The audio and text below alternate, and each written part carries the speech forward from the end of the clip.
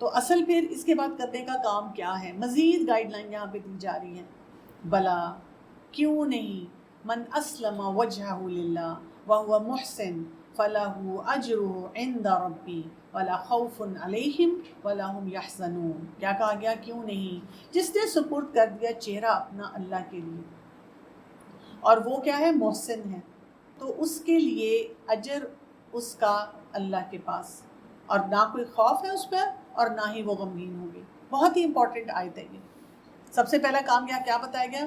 من اسلم وجہہ للہ، اپنے چہرے کو اللہ کی طرف سپرد کر دینا. اس کا کیا مطلب ہوتا ہے؟ چہرہ جو ہوتا ہے نا، ہماری مین سینسز جو ہے نا، 5 سینسز جن کو ہم استعمال کرتے ہیں، اور آج کل کے دور میں ہر چیز کے لیے وہ کہتے ہیں کہ جی be well grounded, mindfulness, اور پتہ نہیں کن کن ٹرمز کو یوز کیا جاتا ہے. یہ سب ہماری انہی سے آتی ہے نا.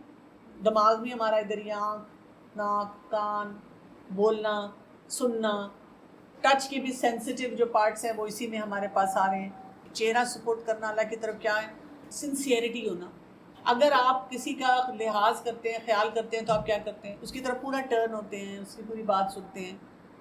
پرواہ نہیں ہوتی تو کیا کرتے ہیں؟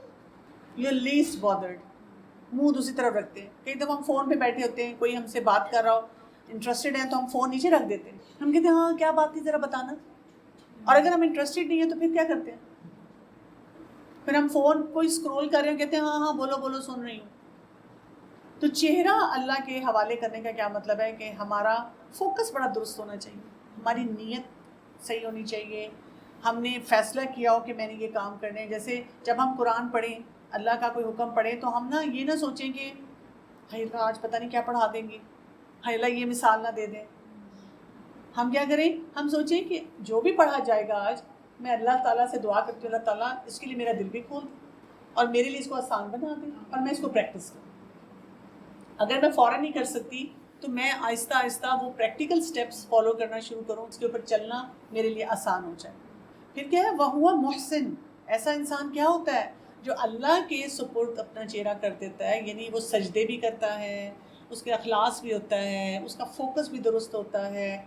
وہ محسن ہے، وہ ایکسلنس کے لیول پہ کام کر رہا ہے. چاہے اس کو دنیا پینڈو سمجھے، فنڈو سمجھے، ایکسٹریمسٹ سمجھے، ماسی بول دے، لک ڈاؤن کرے، فلاح اجرہ عند ربی، اللہ کے پاس اس کا اجر ہے. غمزدہ نہیں ہونا کہ کوئی آپ کو اپریشیٹ نہیں کر رہا، کوئی آپ سے اچھی طرح بات نہیں کر رہا، کوئی آپ کو وہ ویلیو نہیں دے رہا. آپ کو پتہ ہونا چاہیے جو بھی مسئلے مسائل ہیں اللہ تعالیٰ کے پاس جا رہے ہیں، اور اگر میں سنسیئر ہوں اور اگر میں فوکسڈ ہوں تو مجھے تو اجر مل رہا ہے، مجھے تو کوئی لاس نہیں ہو رہا. کیونکہ ہمیں لگنا شروع ہو جاتا ہے یہ کیا، میں نے دین کو فالو کرنا شروع کیا تو وہ ریڈ کارپٹ ٹریٹمنٹ تو نہیں مل رہی، مجھے تو نقصان ہو رہا ہے. تو نقصان نہیں ہوتا ہمارا. اور سب سے بڑا فائدہ کیا ہے؟ وَلَا خَوْفٌ عَلَيْهِمْ وَلَا هُمْ يَحْزَنُونَ. نہ خوف ہے. خوف کیا ہوتا ہے؟ فیوچر کا، یہ انزائٹی، پینک اٹیکس. اور حزن کیا ہوتا ہے؟ ڈپریشن، یہ پاس سے ریلیٹڈ ہوتا ہے. تو آپ ان دیٹ مومنٹ رہتے ہوئے اللہ کے حوالے اپنے آپ کو کرتے ہیں، اللہ تعالیٰ کے حکم کے مطابق فوکسڈ ہوتے ہیں، تو آپ کا پاسٹ بھی اچھا ہوتا ہے، کیونکہ وہ ہر مومنٹ جو پیچھے جا رہا ہے وہ اچھا ہوتا جا رہا ہے. آپ کو آنے والے مومنٹ کی انزائٹی نہیں ہوتی.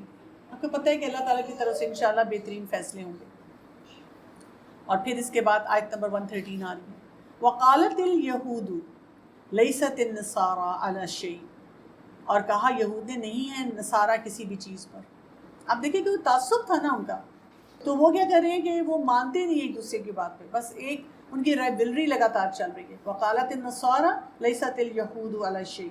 اور کہا نصارہ نے نہیں ہے یہود کسی چیز پر. لگتا نہیں ہے کہ ہمارا پارلیمنٹ ہاؤس ہے، جو مرضی اپوزیشن میں بیٹھتا ہے، ہم جس مرضی پارٹی کی تعریف کر لیں، لیکن وہ ملک کو نہیں چلنے دیتے. پوری دنیا میں ایسے ہی ہو رہا ہے. وَهُمْ يَتْلُونَ الْكِتَابَ. حالانکہ یہ سارے کتاب پڑھنے والے ہیں، سارے اللہ کی بات کو جاننے والے ہیں. كَذَلِكَ قَالَ الَّذِينَ لَا يَعْلَمُونَ مِثْلَ قَوْلِهِمْ. اسی طرح کہا انہوں نے جو نہیں علم رکھتے مانند اس بات کے. مسئلہ کیا ہے؟ علم ہی رکھتے. لا يعلمون. قرآن پہ قرآن ختم کر رہے ہیں، آپ کہتے ہیں میں نے تفسیر بھی پڑھی ہوئی ہے، لیکن پریکٹیکلی آپ کچھ بھی نہیں فالو کر رہے. فاللہ یحکم بینہم یوم القیامہ فیما کانوا فیہ یختلفون. تو اللہ فیصلہ کرے گا درمیان ان کے قیامت کے دن، اس میں سے جو تھے وہ اس میں اختلاف کرتے۔ اگین وہی والی بات ہمیں بتائی جا رہی ہے کہ ایگزاسٹ نہ کیا جائے اپنے آپ کو، یعنی آپ لوگوں کو اویئرنیس دیں، سمجھائیں، بات کریں، اس کے بعد چھوڑ کے اپنے کام کی طرف رہیں، اپنے چہرے کو اللہ تعالیٰ کی طرف فوکس رکھیں۔ آپ سوچیں کہ اگر میں نے ان کاموں میں اپنے آپ کو الجھا لیا تو کیا ہوگا، میری تباہی ہو جائے گی نا۔ کچھ چیزوں کے فیصلے آخرت میں ہونے ہیں، کون صحیح ہے کون غلط ہے، بس ہم اپنا قبلہ درست رکھیں، اپنے کام جو ہیں اس کو فرم گراؤنڈنگ پہ کریں۔ پھر آیت نمبر 114 آ رہی ہے، وَمَنْ أَظْلَمُ مِمَّنْ مَنَعَ مَسَاجِدَ اللَّهِ، اور کون بڑا ظالم ہے اس سے جو منع کرے اللہ تعالیٰ کی مسجدوں سے۔ کس بات سے منع کرے؟ أَن يُذْكَرَ فِيهَا اسْمُهُ وَسَعَى فِي خَرَابِهَا، کہ ذکر کیا جائے اس میں اس کا نام اور کوشش وہ کرے اس کی خرابی کی۔ مساجد کا ایک رول بتایا جا رہا ہے۔ مساجد کا رول کیا ہوتا ہے؟ اللہ کے نام کو بلند کرنا۔ مساجد ایک طرح کے کمیونٹی سینٹر ہوتے ہیں جہاں پہ لوگ آتے ہیں اور ملٹیپل ایکٹیویٹیز ہوتی ہیں، ہم نے اس کو ریسٹرکٹ کر دیا۔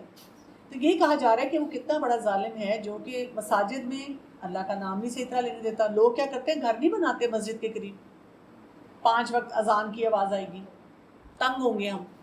اب اس کی خرابی کس طرح کی ہو سکتی ہے؟ ظاہری خرابی بھی ہو سکتی ہے، جیسے اس کو گرا دینا، اس کو گندا کرنا، ایسی ایکٹیویٹیز کرنا کہ لوگ اوائڈ کریں۔ جیسے آپ دیکھیں کہ کبھی بھی سینما میں، تھیٹر میں بلاسٹ نہیں ہوگا، سوسائڈ اٹیک نہیں ہوگا، مسجد میں ہوگا۔ اسی طرح ویسے گندگی پھیلانا، وہاں جانے سے لوگوں کو روکنا، فقہی اختلافات پہ لوگوں کو اس میں آپ نے تنگ کر رکھا ہے، اچھا بچوں کو جانے سے روکنا۔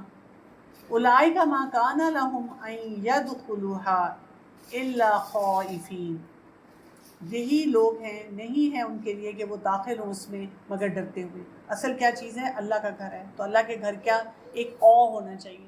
ہم مسجد میں آ رہے ہیں، ہم اللہ کے گھر میں آ رہے ہیں۔ لہم فی الدنیا خزی ولہم فی الآخرۃ عذاب عظیم، ان کے لیے دنیا میں رسوائی ہے اور ان کے لیے آخرت میں بھی بہت بڑا عذاب ہے۔ تو اصل ہمیں یہاں پہ بات یہ یاد رکھنی ہے کہ مسجدوں کو آباد کرنے والا ہمیں ہونا چاہیے۔ اس میں نا ایک ریفرنس بھی ہے، جیسے نصارہ کو اگر ہم دیکھیں تو انہوں نے کیا کیا تھا کہ رومن جو اس وقت امپائر تھی ان کے ساتھ مل کر بیت المقدس سے روکا تھا لوگوں کو، اور اگر مشرکین کو دیکھا جائے تو انہوں نے کس سے روکا تھا؟ کعبہ سے۔ تو اصل کام جو مساجد کا ہے، مساجد کے رول کو یہاں ہائی لائٹ کیا جا رہا ہے کہ وہ اسٹرانگ ہونا چاہیے سوسائٹی میں، کمیونٹی میں۔ اور پھر اس کے بعد کیا بتا دیا گیا ورس نمبر 115 میں، وَلِلَّهِ الْمَشْرِقُ وَالْمَغْرِبُ، اور اللہ ہی کے لیے مشرق اور مغرب۔ فَأَيْنَمَا تُوَلُّوا فَثَمَّ وَجْهُ اللَّهِ، پھر جس طرف تم منہ موڑو گے وہی ہے اللہ کا چہرہ۔ إِنَّ اللَّهَ وَاسِعٌ عَلِيمٌ، بے شک اللہ تعالیٰ بہت وسعت والا ہے، خوب جاننے والا ہے۔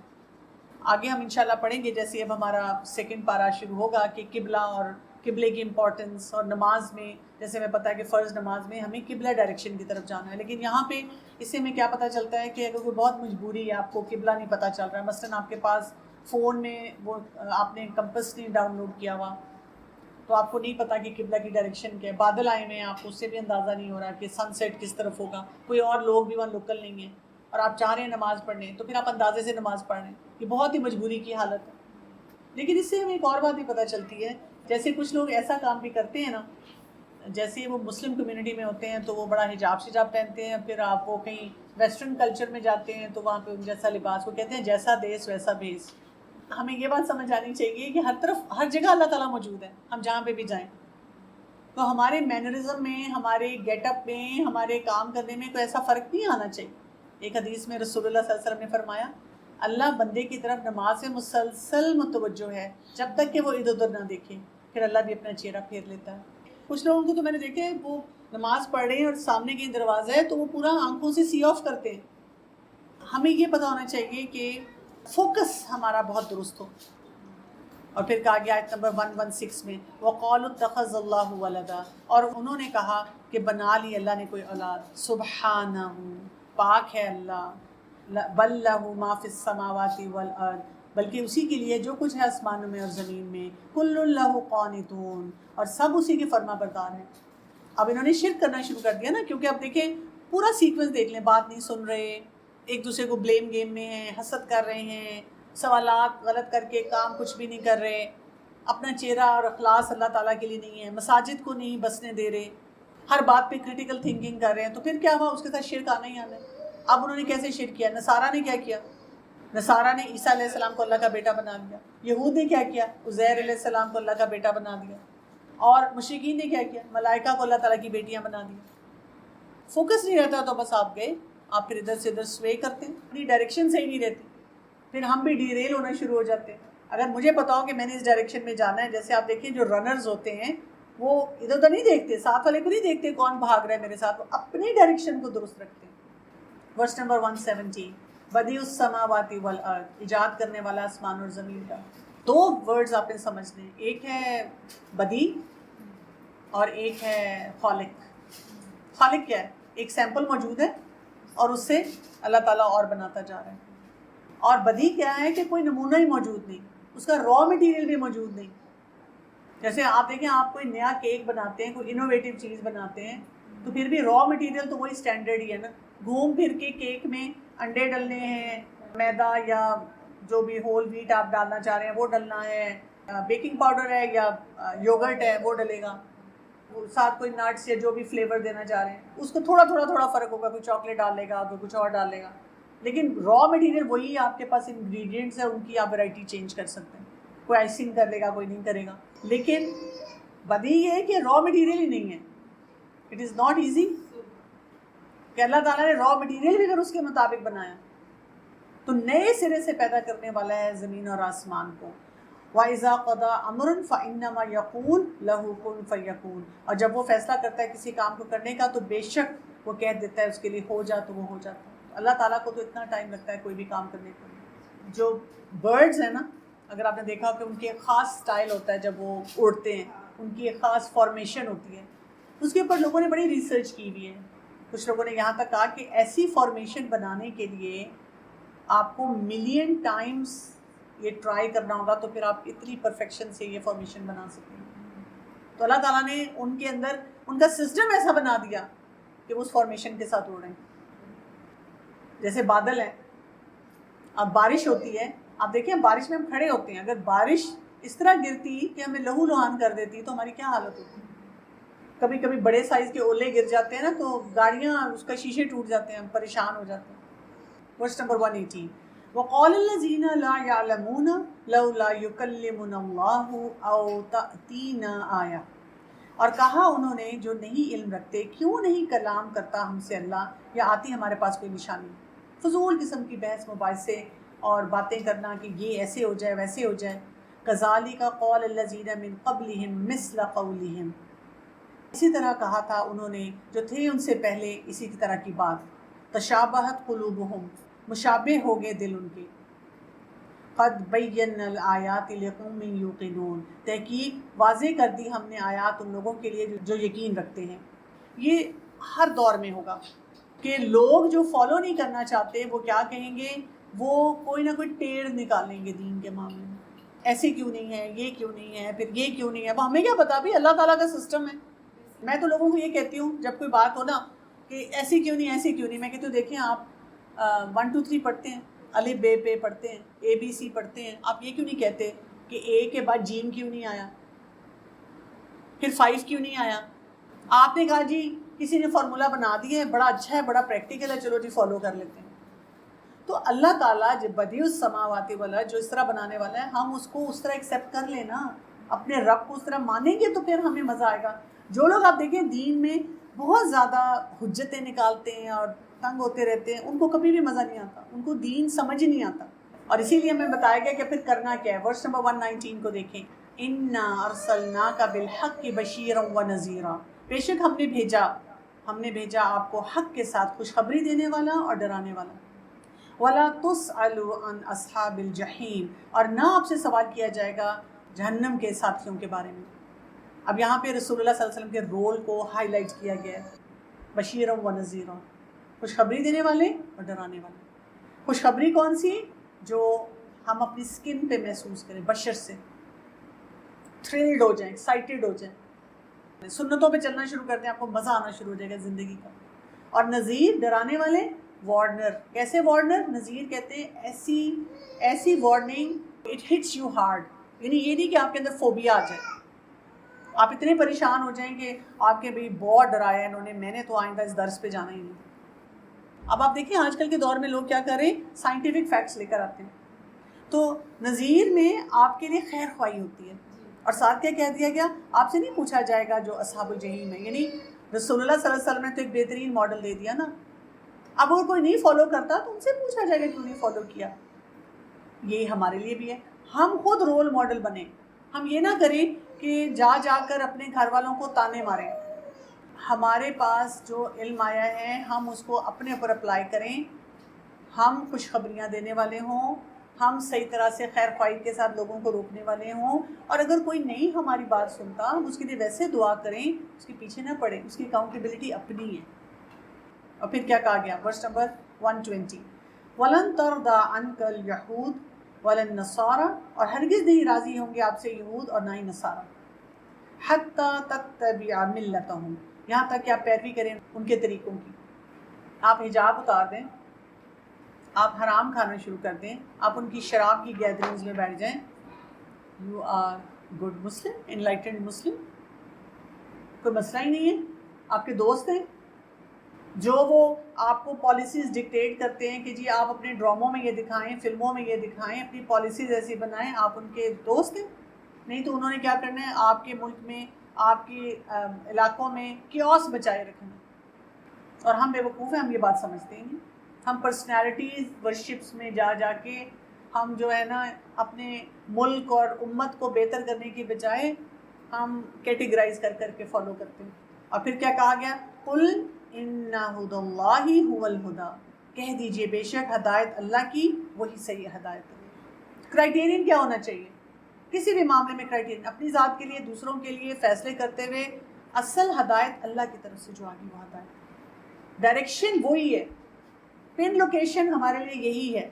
وَلَئِنِ اتَّبَعْتَ أَهْوَاءَهُمْ بَعْدَ الَّذِي جَاءَكَ مِنَ الْعِلْمِ, اور البتہ اگر پیروی کی آپ نے ان کی خواہشات کی بعد اس کے کہ جو آ گیا آپ کے پاس علم, مَا لَكَ مِنَ اللَّهِ مِن وَلِيٍّ وَلَا نَصِيرٍ, تو نہیں آپ کے لیے اللہ سے بچانے والا کوئی حمایتی اور نہ ہی کوئی مددگار. اب یہاں پہ امپورٹنٹ باتیں دو آئی ہیں, خدا, اس کے مقابلے میں ہوا, خواہشات. خدا کیا ہے؟